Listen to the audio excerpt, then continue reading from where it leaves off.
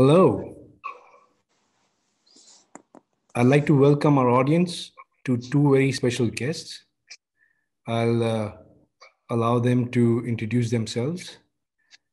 Jen, would you want to go first? Hi, I'm Jen Swanson. You may have watched the videos where I discussed Graham and her time with us and her journey through palliative care. And we have another special guest today. Jill, please go ahead. Hi, my name is Jill Zowick. I'm a registered nurse in the Midwest in the US. I have been working in the field of hospice and palliative care for about 20 years. Very impressive. Thank you. So, Jennifer, last time we got to know your grandmother, who we call Gran out of affection. And you'd mentioned, the kind of person she was and her journey through her illness. I just wanted to get a sense as to, when you shared that she spent her last days in a hospice, what was the thought process and the decision making that went through that stage? Because typically, when a person is sick, you take a person to a hospital, they typically end up getting very aggressive care and possibly ending their last moments in an ICU because we want everything done to save our loved ones. So can you walk us through that process, please? Yeah, absolutely. So, as I had shared with you, Graham was very independent, a little bit stubborn, and she was going to do things her way and only her way. So, I had asked my mom, and she said that all of those last decisions she made were all her, and that Jill was very instrumental in helping her understand what options were available for her. Because I don't know about you both, but I don't want to die in a hospital around beeping machines and tubes. I'd rather pass somewhere much more peaceful and calm and full of love and friends and family. So just to be clear, Graham was making the decision. So she was driving the decision-making process and no pressure and influence from the family. The family was respecting her wishes and was going along. Yeah, and really it was my mom tried to be the gatekeeper to not let anyone else pressure Graham, because nobody can make that decision for her. So we were trying to be very supportive and letting her, make her own decisions without making her feel like it was wrong. Now that can be very difficult, right? Because we want to cling on to our loved ones. Yeah, especially, I mean, the last year of her life, it was my mom, my stepdad, and I, going and checking in on her every day because she still wanted to be so independent. And the people that could try and influence those decisions may not have been the ones that were there every day helping her, grocery shop, clean her house, do everything. Got it. Thank you. So you mentioned Jill playing a role. Would you mind sharing your perspective as to Jill's role from, your experience as a family member? Jill was sent to us from the powers that be to help our family have the best outcome as possible.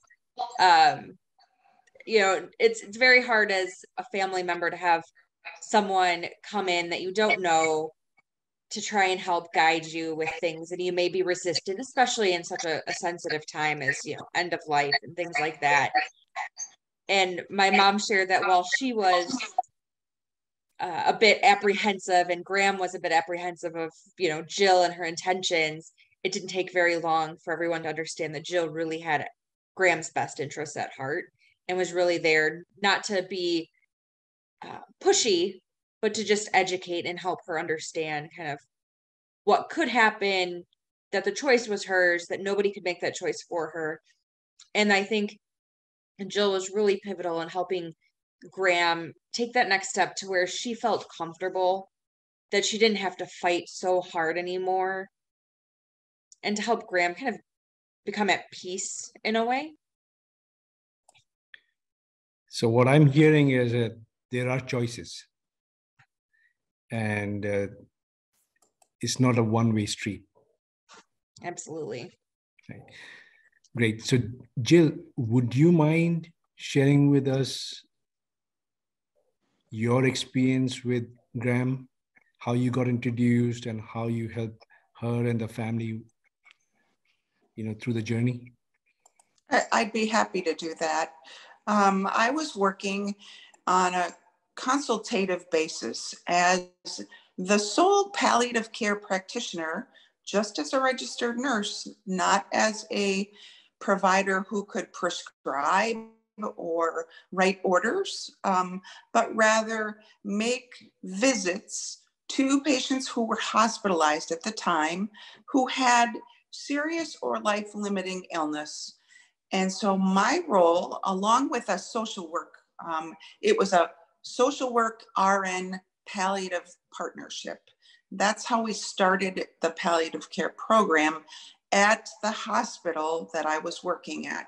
I was hired specifically for that role because I had experience in the field of hospice and palliative care out in the field. And so I had the knowledge and understanding about resources in the community. And it was a very unique role. But in terms of meeting with Jennifer's Graham and her, Jennifer and her mom and another sister of, so Jen's aunt, and several other family members throughout that process.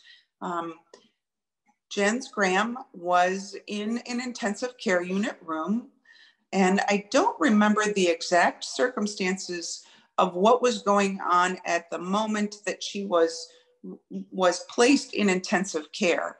I did know from reviewing her chart that she was very ill, and she'd been ill for a long time and had been, I really avoid the war metaphor or rhetoric that involves words like fighting or battles, but rather her journey was one that had been going on for quite some time. This was not a new situation. But my entering into their lives was new and was a new role that they hadn't experienced before. And so I tried to establish a relationship with Graham because that's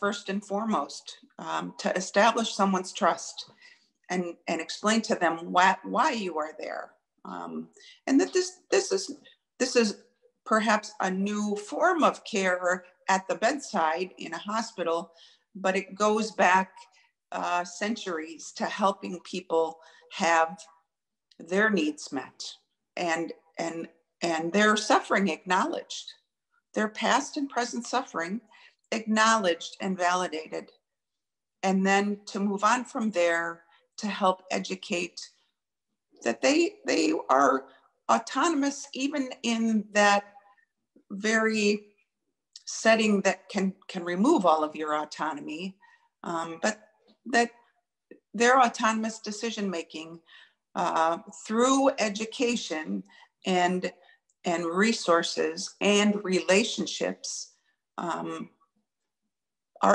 available. And so I met on several occasions during that hospitalization with Graham and with whomever happened to be at the bedside.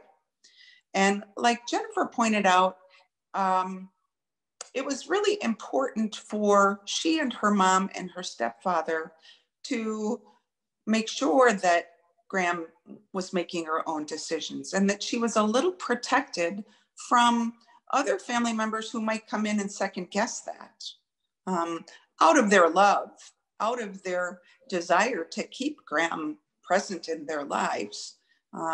We see that very, very often. But that's a part of what made my job easier, was that Graham had family who wanted to truly support her despite their own grief, truly support her autonomous decision making.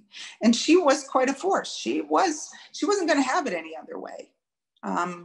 But somehow Graham and I just hit it off. You know, it really begins with that relationship, having someone that you trust, and build rapport with.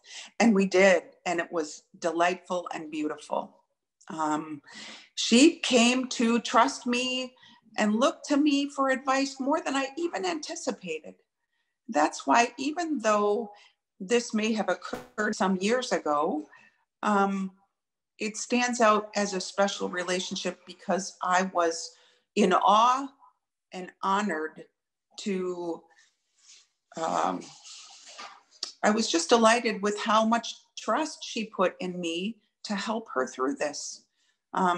Maybe I was a neutral force too. I wasn't. So sometimes you can be maybe not so welcome because you are not someone who's been around or that has a long-standing relationship. But I really think Graham needed a trusted non-family member who was not emotionally invested to, she was looking for that, and she was ready for that. She was ready to hear what her options were. So we kind of did this in some baby steps. We didn't just jump from Graham in the ICU to Graham in an inpatient hospice facility. We made several steps because that was important to Graham. Graham went from the hospital setting to a rehab facility, because that was her choice to see if while foregoing treatment briefly, to give her body a respite, if she could spend some time in a rehab facility resting, having her needs met, and doing some therapy to gain some strength before making further decisions about things. So because our program was new in the hospital at the time, I had time and really no boundaries put on my role. So I offered myself up to visit Graham and her family at the nursing home or rehab facility for ongoing support and further decision making. And we went from there. Great. So a few things that I picked from what you shared. One thing I learned about Graham was that she was very protective of her family. And often patients make decisions about their care or related to their care so that their family members don't have to make those difficult decisions. Mm-hmm. So the way I look at it is she was continuing her role as being protective of her family and ensuring that they were not put in a position to make tough choices. Mm-hmm. And the other thing that struck me was the importance of the relationship building and how coming to a particular decision is actually a process, and you were able to have the luxury of having multiple interactions with her and her family members, because as you're aware, often that is not even possible. So correct. Tell us what you learned about Graham and what was the driving force about the decisions that she was making as she was going through the journey. Well, she continued to be in a place of suffering, of physical symptom management suffering, and had decided that it was more prudent to focus on managing the symptoms she was having in the present moment, so that whatever time she had left could be that best time possible, because her symptoms would be managed. And rather than focus on, will things be better in 3 or 4 weeks so that I can have more active treatment of this illness, because she'd already had plenty, we decided on focusing on symptom management so that whatever came next, she was going to be the most comfortable and relatable, because those were her goals. Those became her goals. was expert symptom management. And so once she decided on that too, and through our visits at the rehab facility, she wanted out of that rehab facility and home. Once she was comfortable and her symptoms were managed, she wanted to get home to get her affairs in order and be in the comfort of her home with her family. Great. So it seems like the focus was on quality of life versus quantity of life. Absolutely. Absolutely. And I think she figured that out. The things weren't that hiatus of time at a rehab facility allowed her a lot of time to think and make decisions. But she again reached out wanting my support, that was the right thing to do. Or where do we go from here? I remember her asking, okay, now what's possible? Because this is what I've decided I want. How can you help me achieve that? So tell us about the last few days of Graham's care. So again, I was not directly involved. I was never her hands-on care provider. My role was this palliative care clinician in the hospital setting. But because the program was new and I didn't really have boundaries, which was wonderful, I was able to make that what patients and families needed it to be at the time.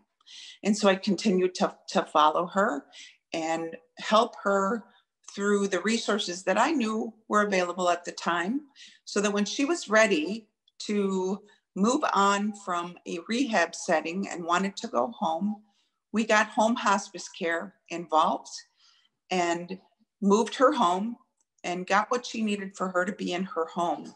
She did eventually transition from home to an inpatient to a residential hospice facility that the community that she was living in, fortunately, had the availability of a residential facility very nearby. And she eventually transitioned there for her last days. But she did get to go home, which was meaningful for her. She needed that time at home. And then I think it was a matter of just maybe wanting her family to preserve her family as family members and not so much hands-on caregivers. I think she recognized how much care she was going to need, and that asking her family to do that would have been possible, but was not her first choice. And so she had the good fortune of having a residential facility to go to. Right. So it sounds like to me that time at home gave her the opportunity to close loose ends. Absolutely. And take care of her affairs. Yes. Right. And she was a tax accountant. And you know how those folks are. They feel like they always have, they're always in service of others and have others in mind and their loose ends to tie up. So I think she was already working on that.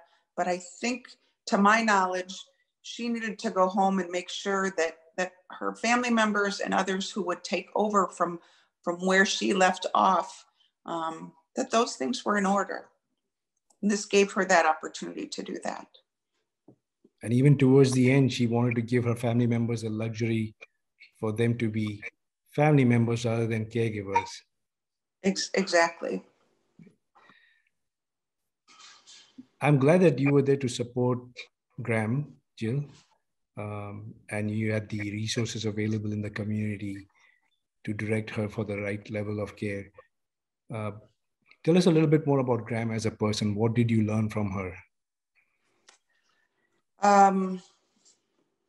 Boy, I learned a lot from her and her family. She was a very strong, she had a large personality, and she was very, Jen used the words independent and stubborn, but also very smart, very wise. And like you had mentioned, protective of what roles she wanted her family to play and what she didn't. She didn't want to put burdens on them, and not every family member who was a part of that group were all on the same page at the same time. I mean, Jen and her mom and stepdad, I think, had been providing the most care and saw the most ongoing suffering. And I think they had prepared themselves well. And so they were receptive to my work with Graham and accepting of Graham's decisions for herself. Other family members in that grouping were not so much. So it was, you always try to bring the best that you can, bring everyone on board, or to at least make it clear that you are there just supporting what is the loved one's wish, what their desires are. So it was not a real difficult family situation, but they were not all on the same page. It was not all easy. But it was really powerful, this understanding that I came away with, that having the time and the skill and the desire on my part to be in that role. This was a new role, and to interrupt that cycle of perpetual ICU level care, that my relationship with an individual patient and family could help change that. And it was so effective. I learned my power. I learned the power that I had in a given situation to provide information and support when people needed just that.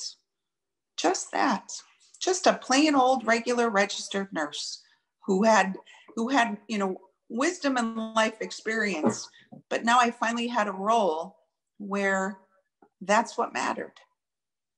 And so it spurred me on to do a lot of other good care. Great. Thank you for sharing that, Jill. And so what is the message that you want to share with us in terms of the experience you had with Graham? What could we learn from it? That trying to establish a relationship, sitting at bedside and getting to know and validating what someone has been through, listening and maybe sharing that you have reviewed things well enough that you understand their journey a little bit from a clinical standpoint before you even walk in the door, that allows you to meet someone right where they're at, because you're validating what they've already been through and you're asking them to introduce what they need to know now, what are their needs, and how can you help them move forward. Thank you very much. This has been very enlightening. Before we wind up, I just want to mention you clearly made an impact, an impression when it comes to Graham's family. Jen mentioned you the last time we had a discussion about Graham. So Jen, is there anything that you would want to convey to Jill before we wind up? I did want to say, you just had said that you're just an RN. There is nothing just about you. And I think in any role, you would have always gone above and beyond, and our family will be forever grateful. Mom and I talk about you often. So when I told her that you were willing to, have this chat, she was so glad. So I want to thank you from all of us. And while not everyone in the family was as easy to deal with, you did help us all celebrate Graham in the way Graham wanted to be celebrated. And I will be forever grateful. Thank you. It was such a joy for me. Such a joy. All right. So with that, Jill, thank you for your service. Thank you, Jennifer, for sharing your journey. I know it's not always easy to talk about these kind of situations that one has gone through in life. We'll end our session here, and we look forward to having you again, Jill. Thank you. Thank you so much. My pleasure. Thank you. Did you like this story? If so, please subscribe to this channel and like and share the video. Want more? Buy the book, Stories from the Edge of Life, available now on Amazon for more stories like this. All proceeds support Palliative Care Network, a nonprofit dedicated to alleviating suffering and improving the quality of life for patients facing end-of-life issues. Consider extending your contribution by donating through the link below. Thank you for your support.